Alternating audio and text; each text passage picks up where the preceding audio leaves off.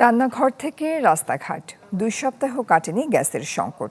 বাসাবাড়িতে চুলা না জ্বলায় অনেকের ভরসা এখন লাকড়ির চুলা।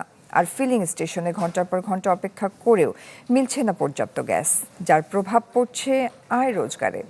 গ্যাস চাপ কম থাকায় আজও বন্ধ রয়েছে রাজধানীর বেশিরভাগ সিএনজি ফিলিং স্টেশন।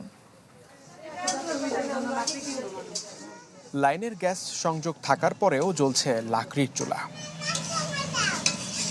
রাজধানীর মোহাম্মদপুরে 15 দিন ধরে গ্যাস না থাকায় এভাবেই লাকড়ির চুলায় ভরসা করতে হচ্ছে লাইজু আর রোজিনাদের।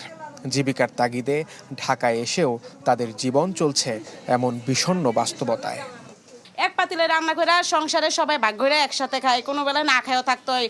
তারপরও গ্যাস নাই, লাকড়িতে রান্না করি, লাকড়ির কেজি 40 টাকা 50 টাকা, কিন্তু পাইতেছি না। দেশ গ্রামে থাকা যে কষ্ট আর ঢাকা শহর থাকা এই কষ্ট, তাহলে লাভ হইলো কি আমাকে?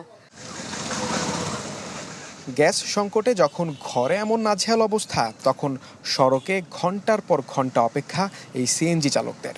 যে গ্যাস তারা পাচ্ছেন তাতেও 10 মিনিট গাড়ির চাকা ঘুরবে কিনা তা নিয়েও আছে সংশয়। নগদ নিয়ে এলো হার না মানা হার অফার। সর্বনিম্ন 10,000 টাকা রেমিটেন্স নগদে পাঠালে থাকছে স্বর্ণের হার জেতার সুযোগ। ওই 1 ঘন্টা দাঁড়ায় থেকে আপনার 49 টাকার গ্যাস পাইছি। 49 টাকার গ্যাস দিয়ে তো মানে 200 টাকা ভাড়া মারা যাবো না।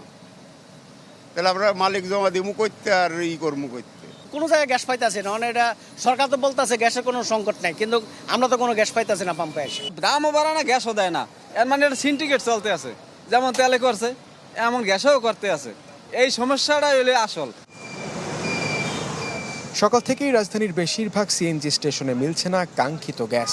বাধ্য হয়ে ডিজেল অকটেনের ওপর ভরসা করছেন অনেকে, কিন্তু তাতেও স্বস্তি কই।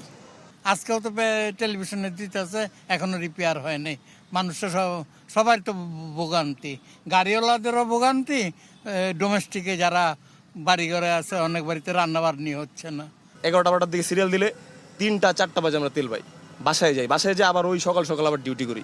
গ্যাসের দাম বাড়ুক বা প্রেশার যাই, যত কষ্ট করা লাগে আমরা ড্রাইভাররা বিভ্রান্ত হতেছি সবচেয়ে বেশি। রাত্রে ঘুম নাই, সকালবেলা ডিউটি গাড়ি চালাইতে হয়। আমরা ঘুমের জন্য অনেক সময় গাড়ি একটা দুর্ঘটনা ঘটতে পারে অনেক সময়। জনজীবনে এমন স্থবিরতা দ্রুত সমাধানের আশা ভুক্তভোগী সাধারণ মানুষের। মুহাজির হক, চ্যানেল 24, ঢাকা।